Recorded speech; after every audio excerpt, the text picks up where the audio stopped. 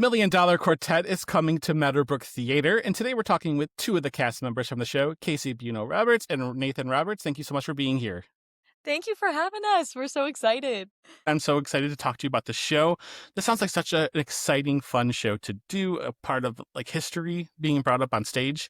But for those who maybe aren't familiar with it, Kasie, I was wondering, can you tell us what's going on in Million Dollar Quartet?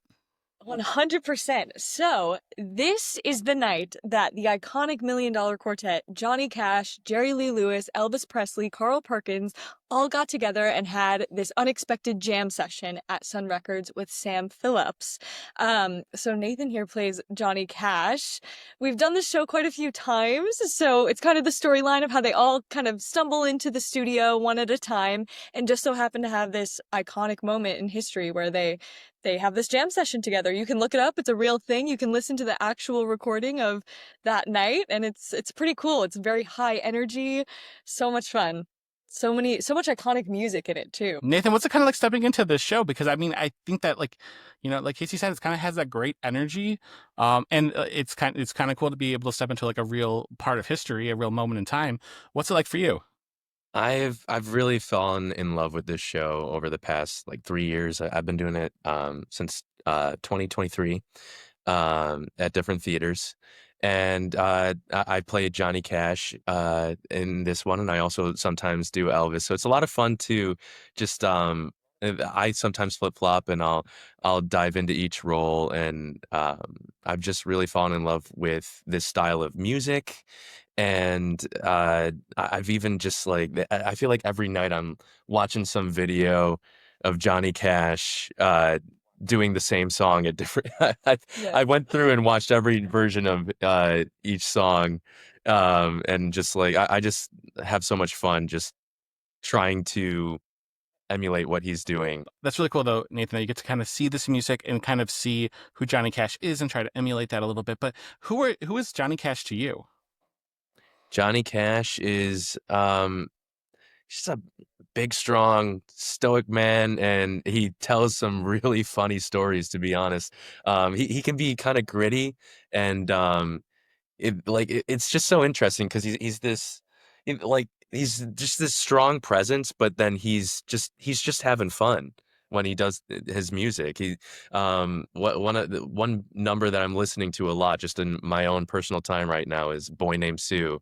It's just the funnest song I've heard, and he's telling this crazy story of trying to kill his dad who named him Sue, because that's just something he's upset about. It's just a funny story, and a lot of his songs are just like these badass songs but like with a funny spin on it. So I think he's just a really cool storyteller. Absolutely. I mean, I grew up on Johnny Cash. My dad was a very much an old school country guy, and so like his songs were always the most. You're kind of laughing about him as a kid as you're listening to them, because The Boy Named Sue is one of the ones that definitely is a standout. But there's also some great ones like Ring of Fire that like he kind of balances like that little bit of humor, but also that old country feel. He's a really real person, and just like he can hit every type of story. I just really like his storytelling. Absolutely. So how do you begin developing a character such as Johnny Cash? Like, where do you start?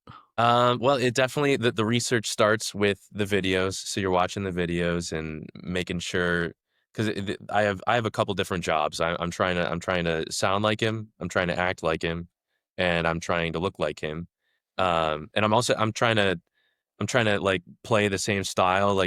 I've really focused in on the strumming pattern. Like he hits a very iconic boom chukka sound where it's the boom chicka boom, like it's very stylistic. So you want to, there's so much things to think about. So like like I said, I'm always watching new videos and trying to find something different that I didn't see before that I can bring into my performance, to help you experience Johnny Cash some more.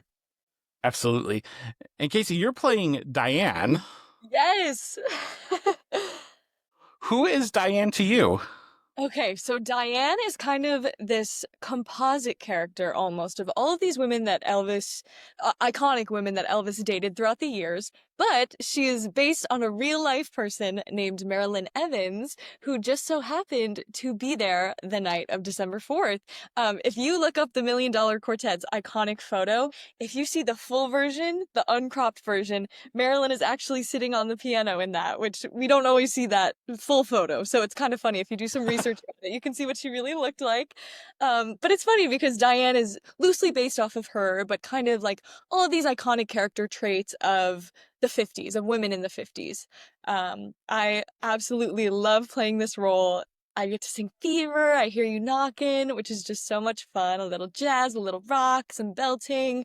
So much fun. I mean, I'm just grateful to be here with jamming on stage with these amazing, incredibly talented guys. I mean, this cast is just insane. So I love playing Dyanne no matter where it is, but I feel extra lucky to be here right now with this specific group. They're so talented.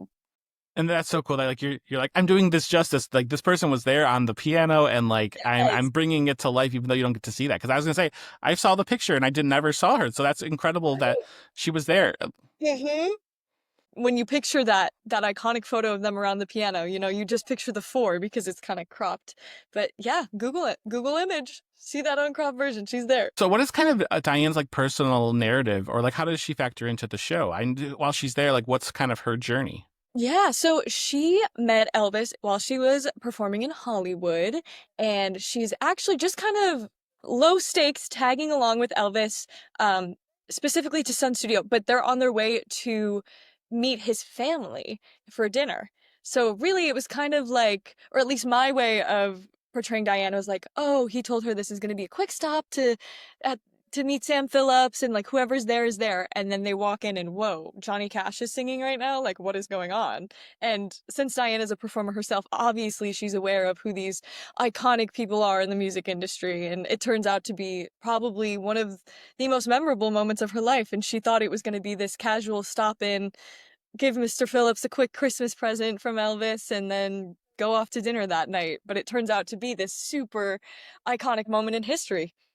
That is, I mean, that's so cool to both be like for that character, for that person, but also for you to be able to portray that, like being surrounded by these people who are emulating these stars that are from music, you know? Yeah, I feel like I don't have to act because I genuinely am like having the best time ever when I'm doing this show. So it's so much fun. So what do you like? Where do you start to develop your character, such as Diane? Yeah, I think it starts with a lot of obviously research as well, specifically with the music from that era, since she is a bit of a composite character. I'm not trying to sound exactly like one person in particular. I'm not trying to look like one person in particular, the way that like these guys are.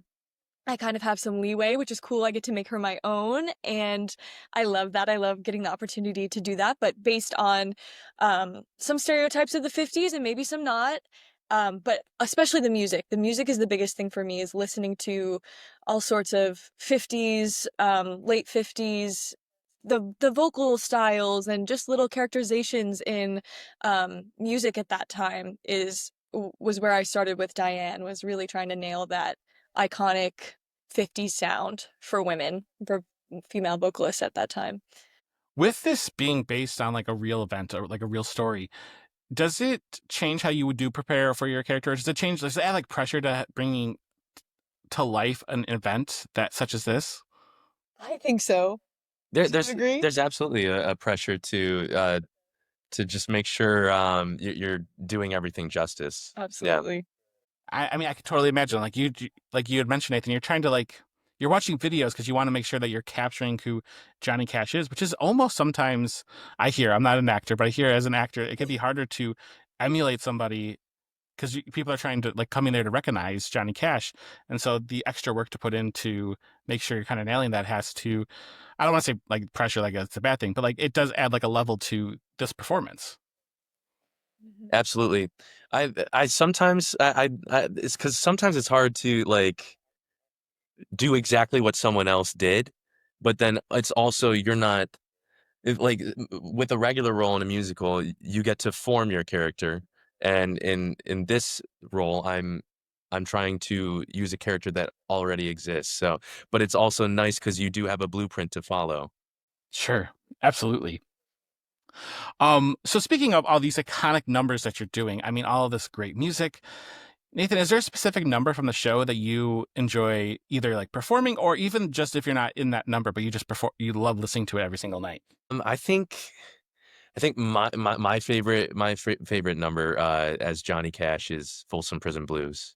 It's the first iconic Johnny Cash song that you hear him sing in the show, and it kind of really pushes him right into the story and tells you because at each as each member of the quartet enters the building, they each do one of their most iconic songs, but also one of like their very beginning songs in their career, and it kind of really sets the tone and lets you know who they are, why they're there, and why they became such a big hit.